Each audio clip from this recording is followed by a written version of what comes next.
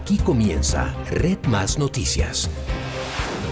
Buenas noches y bienvenidos. El grupo terrorista ELN no se detiene en su ofensiva. El más cruento ataque ocurrió en Arauca, donde 2 patrulleros fueron asesinados por un hombre que iba en una moto. Desde el final del cese del fuego, 3 uniformados han perdido la vida y el ELN ha ejecutado 13 ataques en 6 departamentos. Todo esto ocurre mientras los guerrilleros están a la espera de que se reanuden los diálogos de paz.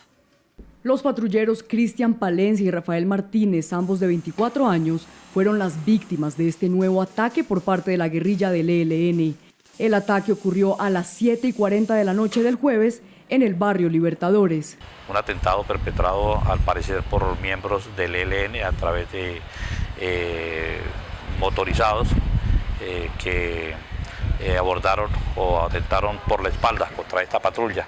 Es un hecho muy lamentable. Pese a que los policías fueron trasladados al Hospital San Vicente a pocos metros del lugar del atentado, no lograron sobrevivir por las graves heridas en sus cuerpos ocasionadas por los disparos. El patrullero Palencia, nacido en Arauca, llevaba 4 años en la institución. El patrullero Martínez, de Ciénaga Magdalena, llevaba menos de 2 años al servicio y, según su hermano, Martínez habría pedido traslado, pues dijo haber sido víctima de un plan pistola del ELN. En la mañana de hoy, soldados del batallón de infantería número 10 en Antioquia desactivaron un cilindro bomba con el que, al parecer, el ELN pretendía volar 2 torres eléctricas ubicadas en el caserío de La Concha, municipio de Campamento. En esta zona opera el Frente Héroes y Mártires de Anorí del ELN, el mismo frente que el 17 de febrero de 2016 tumbó 3 torres eléctricas en San Carlos Cerro.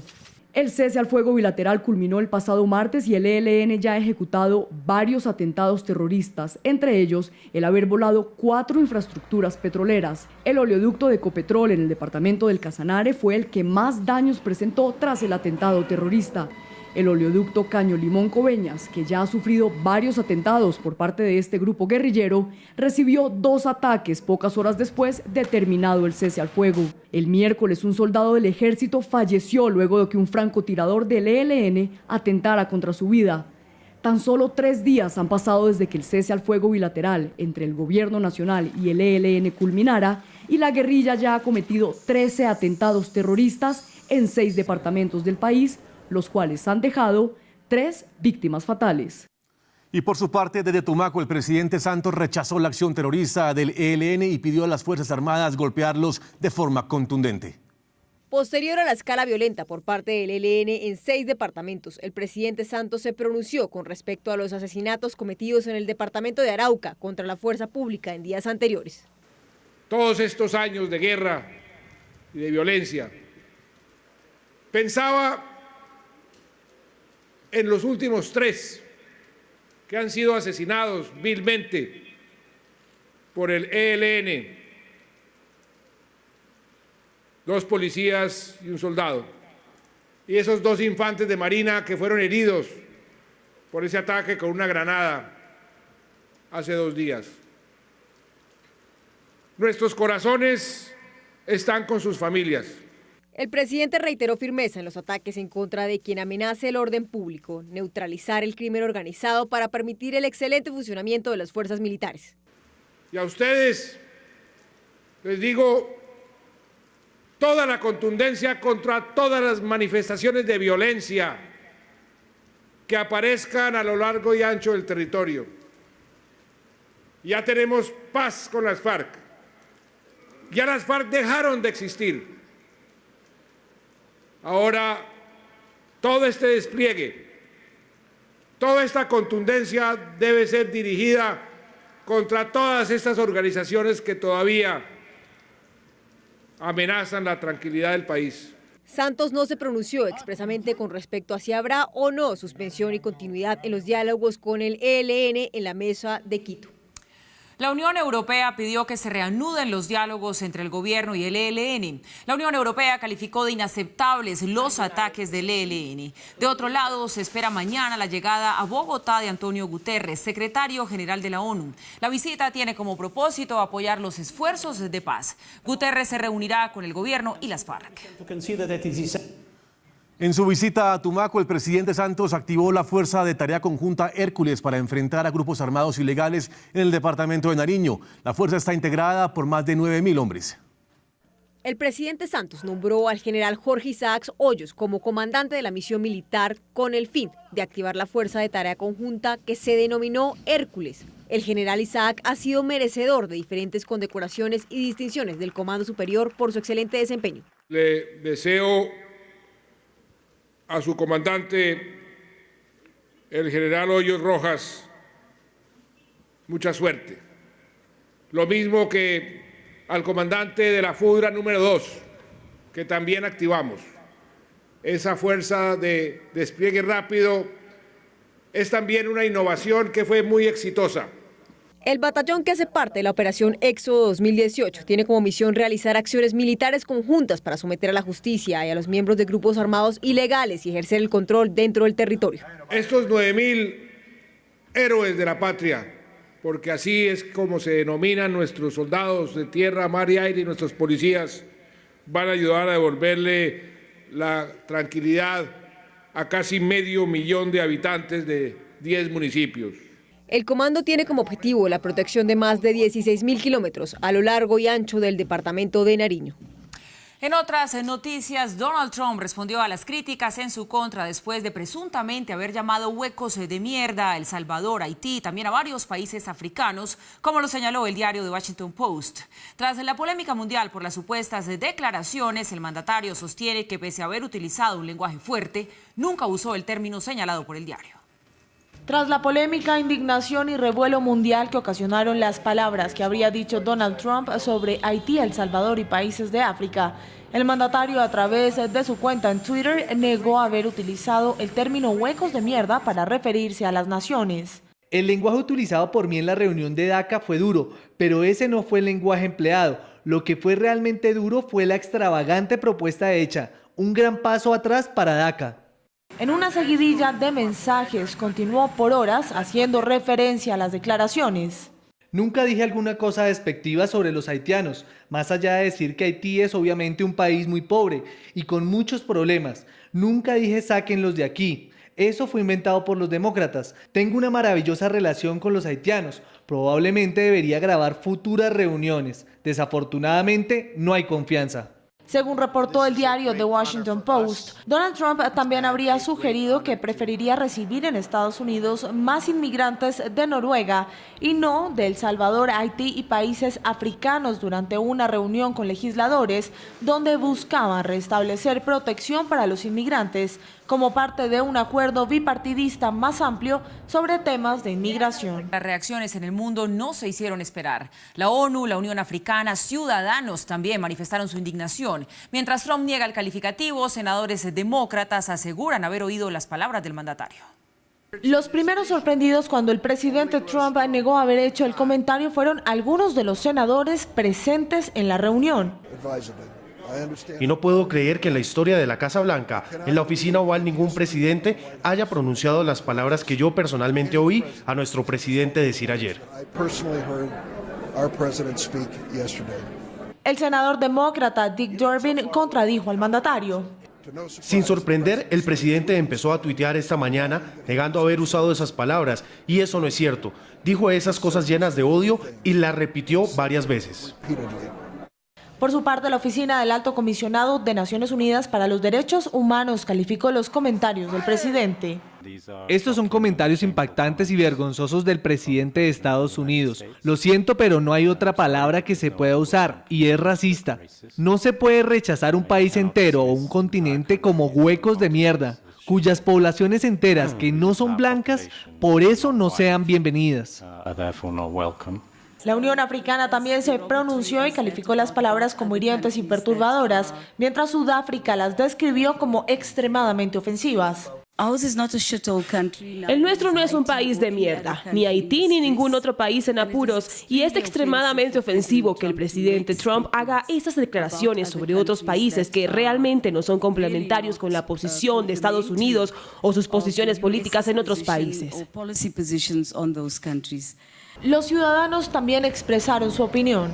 Estoy sinceramente conmocionada. ¿Países de mierda? ¿Alguna vez he estado en este país para llamarlo país de mierda? En serio, ¿ha visto los logros que los africanos han hecho en sus países para venir a decir que venimos de un país de mierda? Honestamente no estoy de acuerdo con él de ninguna manera. Es el sentir de las personas en organismos, en las calles y en el Congreso de Estados Unidos. La Fiscalía llamó a imputación de cargos al actual gobernador de Córdoba, Edwin Besaile Fayad, por hechos de corrupción relacionados con el desfalco de recursos de la salud destinados a los tratamientos de hemofilia. La Fiscalía 12, delegada ante la Corte Suprema de Justicia, imputará los delitos de peculado y concierto para delinquir en contra del actual gobernador de Córdoba, Edwin Besaile, hermano del capturado ex senador Musa Besaile. El gobernador es investigado por irregularidades en el manejo de los recursos de salud destinados a la atención de la enfermedad de la hemofilia y se adelanta por la Fiscalía delegada ante la Corte, con independencia del testimonio del exgobernador de ese departamento, Alejandro Lyons, cuyo alcance aún está siendo valorado por el fiscal tercero delegado. La audiencia de imputación de cargos se realizará ante el Tribunal Superior de Bogotá por el magistrado Hermes Darío Lara Acuña, que está pendiente de que por reparto se fije fecha de la audiencia. Desde su cuenta de Twitter, el gobernador Besaile emitió un comunicado en el que asegura que es inocente. Manifiesto a la opinión pública que una vez sea notificado de la causa penal que se adelanta en mi contra, estaré presto a acudir al llamado de la autoridad judicial competente, en donde demostraré mi actuar como servidor público, ha sido ajustado a derecho y no tengo injerencia alguna con el saqueo a los recursos del sistema del sector salud en este departamento. Hay polémica por fallo de la Corte Suprema de Justicia que obligaría a los periodistas a revelar las fuentes de información. La decisión adoptada por la Sala de Casación de la Corte se da al resolver una tutela que presentó la revista Semana en contra del magistrado del Tribunal Superior de Bogotá, Eulín Abreu Triviño.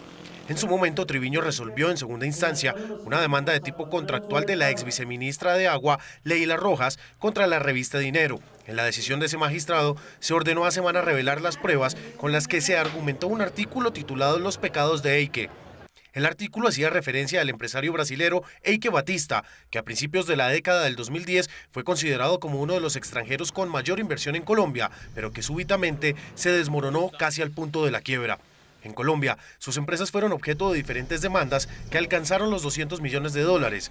Fue allí donde en el artículo se mencionó a la ex viceministra, asegurando que en la empresa del brasilero había un supuesto desorden administrativo y falta de control desde el despacho de Leila Rojas, responsable del tema de sostenibilidad en la mencionada empresa. Fue por ese motivo que Leila Rojas, asegurando que se había afectado su nombre, demandó a la revista, que a su vez presentó un recurso de casación ante la Corte Suprema de Justicia para evitar revelar las pruebas que motivaron el artículo y las fuentes de información. Tras el estudio de la casación, el alto tribunal con ponencia del magistrado Luis Armando Tolosa Villanova dejó en firme la decisión de segunda instancia del tribunal y, como consecuencia, ordenó revelar las pruebas y fuentes de información. La actividad periodística, si bien ostenta de rango constitucional, no sea absoluta, por cuanto tal profesión no implica, per se, arrasar con derechos individuales versus la intimidad y el honor. Y continúa la incertidumbre por la extraña desaparición del agente del CTI Andrés Felipe Mejía, quien hace 4 años cayó de un helicóptero en medio de la selva del Guaviare y del Caquetá. Tema Noticias obtuvo en primicia una fotografía en donde se ve por última vez a Andrés Felipe antes de caer de la aeronave y desaparecer. El 5 de mayo del 2014, el joven agente del CTI fue integrado al Comando Conjunto de Operaciones Especiales, que tenía la tarea de adelantar un importante operativo. Hicieron una operación para capturar a alias Carlos Antonio Lozada de las FARC, y desde ese día mi hijo cayó en la selva y desapareció y no hemos vuelto a saber nada de él. El operativo era apoyado por las autoridades norteamericanas desde el aire, desde donde el denominado avión fantasma de los Estados Unidos captó 2 imágenes en las cuales se ve por última vez a Andrés Felipe Mejía. Estas son las fotografías obtenidas en primicia por Red Más Noticias. En ellas se puede observar claramente, en primer lugar, el helicóptero en el que se desplazaban los agentes que desarrollaban el operativo. También logra captar una soga de una longitud de 40 metros aproximadamente, que fue resaltada con color rojo, y en el extremo de la misma, una imagen que se desplaza con la aeronave y que, según la investigación, es Andrés Felipe Mejía, solo segundos antes de desaparecer. Estas son las sogas que sostuvieron a Andrés en el aire y que, según la investigación, estaban deshilachadas por la parte en la que fueron atadas por un nudo tipo 8. El IDU anunció que ya se tienen listos los estudios técnicos para comenzar con la ampliación de la autopista norte y de la carrera séptima en Bogotá. A mitad de este año se firmaría el contrato para comenzar la obra. La ampliación de la autopista norte de la carrera séptima, dos vías caóticas de entrada y salida de la ciudad, empieza a destrabarse. El originador entregó los estudios completos de factibilidad, tanto técnico, jurídicos y financiero al IDU. El IDU se tomará 3 meses para analizar los estudios presentados por el privado para seguir con el proceso. Si están bien, si están acorde a los requerimientos del IDU, estaríamos firmando el contrato el primer semestre de este año y iniciaríamos con la etapa de preconstrucción, es decir, el cierre financiero. La obra incluye ampliar la autopista de la calle 183 a la 245 en 5 carriles y la carrera séptima en 2 carriles por cada sentido. El proyecto asciende a los 1.5 billones de pesos. Eso es una APP con iniciativa privada y operaría, digamos, con el tema de peajes. Hay un peaje que hoy ya hay de la autopista de la límites de Bogotá hacia afuera, y con un porcentaje de ese peaje se haría la ampliación de la autopista norte y de la séptima. Se estima que los trabajos comiencen el primer semestre del 2019. El director del DANE, Mauricio Perfetti, aseguró que se superaron los problemas iniciales con el censo y que hasta hoy en la tarde se censaron más de 96.000 hogares. El promedio de ingreso es de 3.000 personas por minuto. Según el director del DANE, los problemas iniciales que afectaron el censo por Internet ya se superaron. La prueba ha sido superada y la plataforma está estable. La entidad trabaja a plena marcha y se normalizó la capacidad de procesar información. El dato en este momento, 3.000 por minuto. Debido a esa situación, los hogares que han logrado hacer el proceso se acercan a 100.000 en los primeros 4 días. Hoy a las 4:30 de la tarde ya llevábamos 96.136 hogares que habían terminado el cuestionario o que estaban en proceso. El director del DANE dijo que el censo es seguro y que esa información no se podrá utilizar para nada diferente. Estándares internacionales en el manejo, diseño, operación y difusión de información. Nosotros a ninguna entidad, persona podemos suministrar información individualizada. Reiteró que se trata de un proceso ágil y simple y que Colombia se acerca a los 50 millones de habitantes. Las proyecciones intercensales con base en ese censo muestran que hoy en día estamos un poco por encima de 49.500.000 personas. Estaremos cerca de los 50 millones. Y hacia el segundo semestre estaremos bordeando los 50 millones de habitantes. Según el director del DANE, el presupuesto es suficiente para cubrir las necesidades del censo 2018. Regresamos y continuamos con la información. Detrás del suicidio del torero manizalita Andrés de los Ríos hay una historia llena de dificultades y de frustraciones. Sus amigos lo recuerdan como un hombre apasionado por su profesión. Esta es una crónica de Fabián Forero. El torero Andrés de los Ríos parecía más una pintura de Picasso que un matador de toros de Lidia.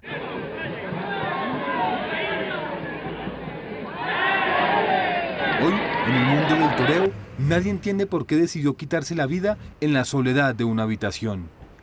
Eso es para una novela, porque justamente el mundo del toro, el ritual del toro, tiene 2 caminos, ¿no? Uno que es la calle de la gloria y otro que es la calle de la amargura. El suicidio no parecía el camino correcto para un hombre acostumbrado a hacerle el quite al peligro. De allí, la paradoja del torero que enfrenta la muerte los domingos por la tarde, pero que es encontrado sin vida por su mamá mientras sus 2 perros lloraban a su amo. Representó ni más ni menos que el espíritu taurino de Manizales. Pero de los Ríos no era un torero para rellenar carteles. En Manizales, ciudad de manzanilla y chicuelinas, su alternativa se convirtió en todo un acontecimiento. Inolvidable aquella tarde con el maestro Enrique Ponce y el Cid cuando recibió la alternativa, con 8 orejas ese día, de las cuales 4 fueron de él, con toros de Ernesto Gutiérrez Arango. pero la gloria fue efímera. A De los Ríos ya no le soltaron toros bravos para lucirse y tuvo que contentarse entonces con las corridas que él y su buen amigo Ricardo organizaban sin público y con ejemplares comprados a plazos.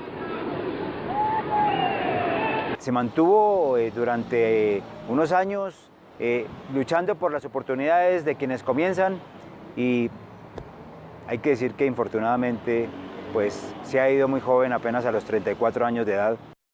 Otra cosa era su forma de ser. De pocas palabras, se lamentaba por haberse convertido, con el paso de los años, en un torero que no toreaba. Él era para mí una persona reservada, él era como tímido, pero era un hombre buen amigo, era un buen ciudadano, era un buen representante de lo que es la gente de Manizales y de Caldas. Su tiempo lo dedicaba a leer sobre toros, ver corridas viejas en la televisión y hablar de su gran ídolo, el torero Antonio Chenel Antoñete, el mismo que se hizo popular por disparar bocanadas sobre la arena.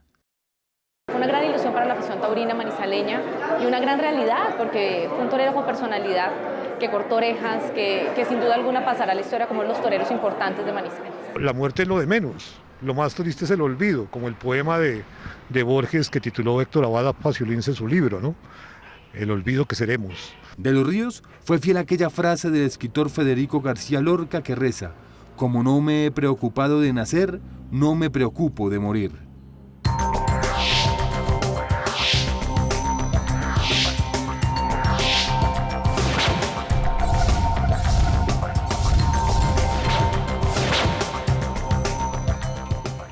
En la información internacional, a pocos días de la visita del Papa Francisco a Chile, 4 iglesias de ese país fueron atacadas por vándalos quienes dejaron panfletos contra el sumo pontífice.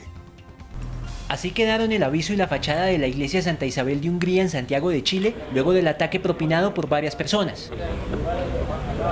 La policía mantuvo acordonado el sitio durante varias horas para investigar las razones de lo sucedido. Un grupo de personas, al momento en que se está investigando la cantidad, procedió a hacer ingreso al interior de la parroquia y mediante la utilización de algún elemento acelerante, del cual también se está investigando de qué tipo, procedieron a prender fuego, lo que causó daños en la mampara de entrada de la iglesia.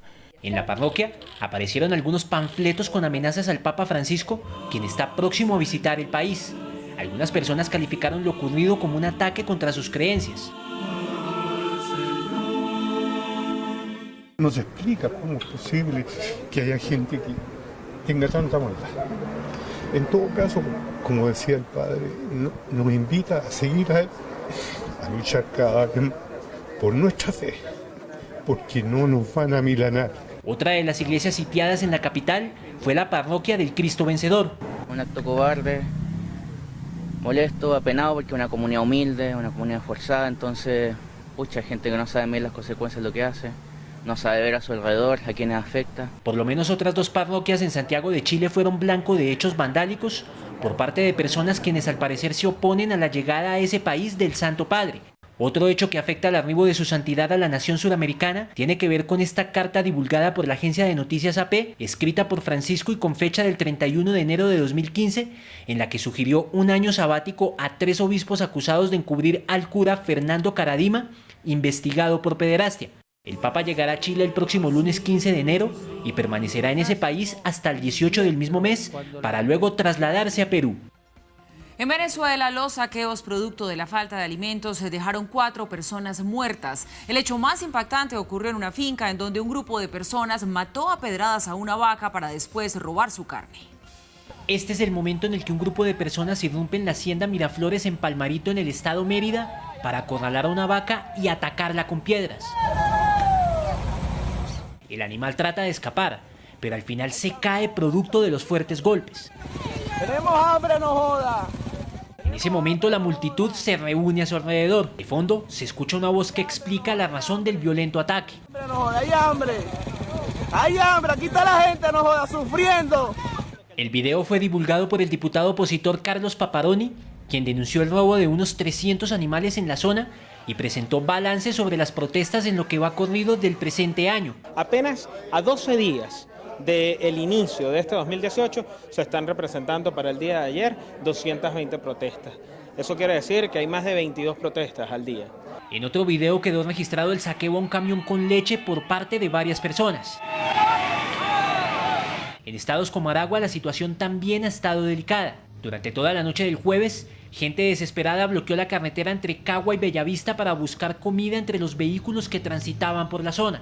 En Anzoátegui, estas personas asaltaron un camión de la cervecería Polar para robar cervezas, mientras que en Barinas, estos dos jóvenes no tuvieron otra opción que buscar comida entre la basura. Las personas comiendo de la basura. Los asaltos a tiendas y supermercados se han extendido a otros 5 estados del país. Solo en Mérida, por lo menos 4 personas murieron y 15 resultaron heridas en medio de saqueos.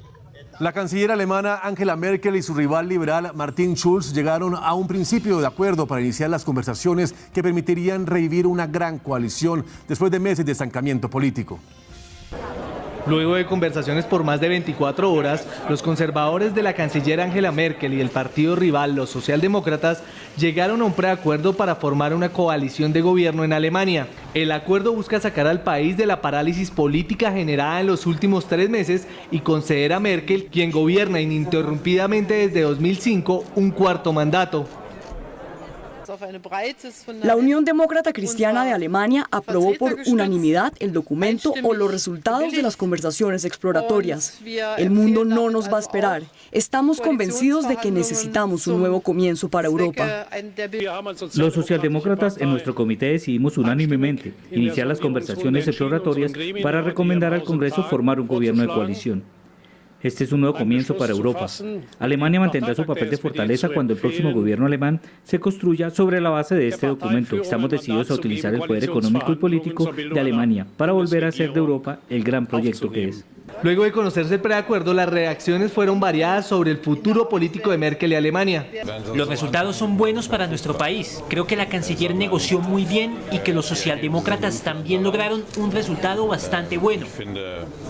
Francia celebró el preacuerdo diciendo que es una buena noticia para Europa, teniendo en cuenta que en el texto se agregó la creación de un presupuesto común para la Unión Europea. Personalmente estoy contento y totalmente satisfecho de que la canciller Merkel sea capaz de moverse hacia la formación de un gobierno de coalición que es necesario y lo que Europa y especialmente Francia está esperando. El preacuerdo debe recibir la aprobación del Congreso Extraordinario del Partido Socialdemócrata, que se someterá al voto de la militancia. Desde el 24 de septiembre, Alemania tiene un gobierno interino que no puede tomar decisiones ni ejecutar presupuesto.